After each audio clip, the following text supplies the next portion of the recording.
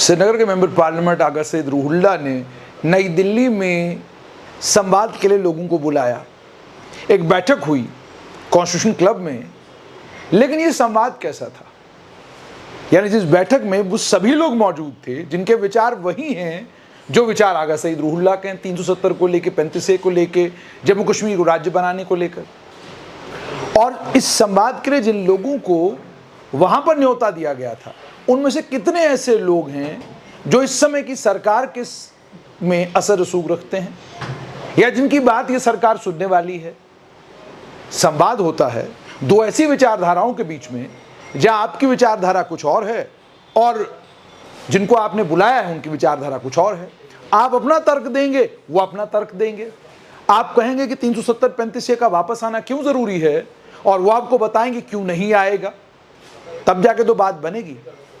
आपने मंच सजाया, मंच पर वो सभी लोग थे जो लगभग आपका आईना थे, जिनका 35 से 370 को लेकर क्या विचार है।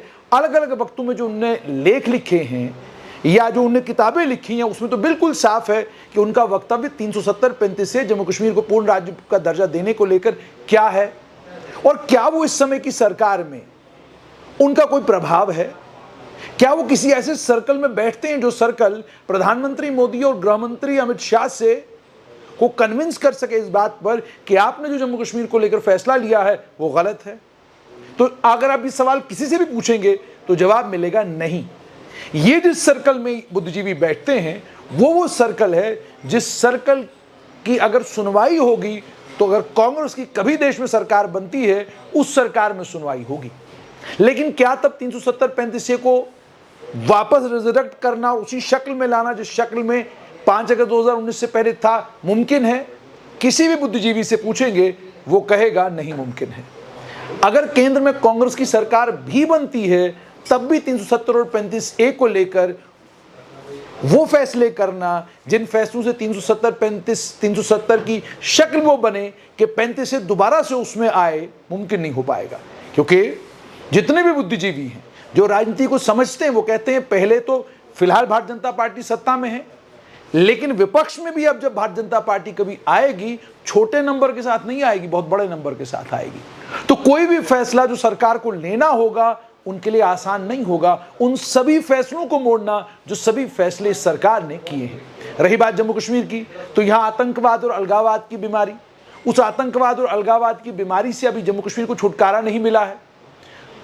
और आतंकवाद और अलगाववाद को लेकर केंद्र सरकार का विचार क्या है? केंद्र में कांग्रेस हो या भारतीय जनता पार्टी हो, अब जो एक लाइन भारतीय जनता पार्टी ने आतंकवाद और अलगाववाद को लेकर ली है वो पॉलिसी डिसीजन है और पॉलिसी डिसीजन किसी सरकार के बदलने से नहीं बदलता। तो अगर ये एक पॉलिसी डिसीजन है, इस पॉलिसी डिसीजन में परिवर्तन होगा इसकी संभावना लगभग ना के बराबर है। ये वो सभी लोग बोलते हैं जो नई दिल्ली को समझते हैं। आम जम्मू कश्मीर के जनमानस को भी पूछिए, वो भी कहता है कि राज्य भी आएगा मगर अभी नहीं आएगा। 370 और 35 तो भूल ही जाइए, वो तो संभावना ही उसकी कोई नहीं है। तो आगा सईद रूहुल्लाह ने कोशिश तो अच्छी की थी, लेकिन इस कोशिश में वही चीज जो पूरे देश में चल रही है, यानी आप उन्हीं को बुलाते हैं जो वही बात करते हैं जो आप सुनना चाहते हैं और आप उनको नहीं बुलाते जो वो बात नहीं करते जो बात आप सुनना चाहते हैं। तो संवाद कैसे होगा? ये केवल आगा सईद रूहुल्लाह की बात नहीं है, ये सोशल मीडिया ने हमारा जहन इसी तरीके से कंडीशन कर दिया है। सारा खेल एल्गोरिथम का है। भाई आप बुरा देखना चाहते हो तो बुरा दिखेगा, आप भारतीय जनता पार्टी के खिलाफ देखना चाहते हो तो उनके खिलाफ दिखेगा, उनके हक में देखना चाहते हो तो सिर्फ उनके हक में दिखेगा। कांग्रेस अच्छी पॉलिटिकल पार्टी है, आप एल्गोरिथम में लिख दीजिए, आपको कांग्रेस की अच्छाइयां दिखने लगेंगी। आप जो कुछ सोशल मीडिया पे देखना चाहते हैं वही आपको दिखाया जाता है, उसका अपोजिट बिल्कुल नहीं दिखाया जाता, आता ही नहीं वो। तो बस वही प्रवृत्ति जो है वो आम आदमी की भी बन चुकी है कि हमको 370 के ऊपर संवाद करना है, हमको जम्मू कश्मीर को पूर्ण राज्य के दर्जे को लेकर संवाद करना है, तो संवाद उन्हीं लोगों के साथ करेंगे जो लोग हमारे जैसे विचार रखते हैं।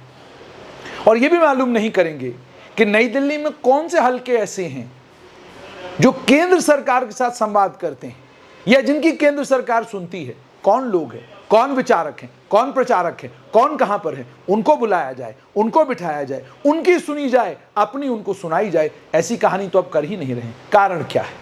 इसका मतलब साफ तौर पर यह कि आगा सईद रूहुल्लाह ने जो बैठक बुलाई, इस बैठक का मकसद केवल ये कि एक संदेश दिया जाए अपनी पार्टी और अपनी पार्टी के लीडर को कि दिल्ली में अब हमें भी लोग पहचानते हैं। दिल्ली में एक हल्का है जो हमें भी नेता मानता है।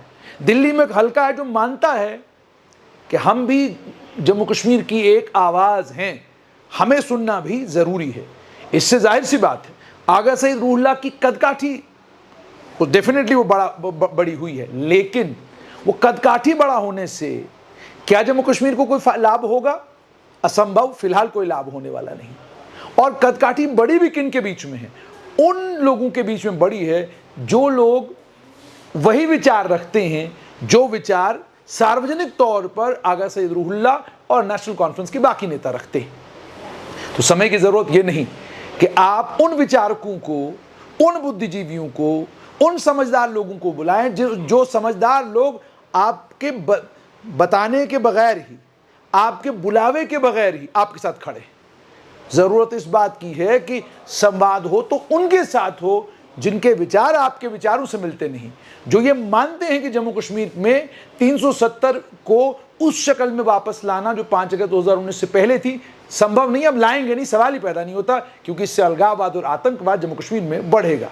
और जब तक जम्मू कश्मीर में आतंकवाद और अलगाववाद की आग है, सरकार चाहे भारतीय जनता पार्टी को हो या कांग्रेस की हो, जम्मू कश्मीर 370 की रिजरेक्शन तो छोड़िए, स्टेटहुड को लेकर गंभीरता के साथ सोचना भी असंभव है। और जिस तरह से भारतीय जनता पार्टी ने अपना नंबर राज्यसभा और लोकसभा में कर लिया है, उस नंबर को देखते हुए संवाद केवल प्रधानमंत्री और गृह मंत्री के साथ हो तो ही बात बनेगी।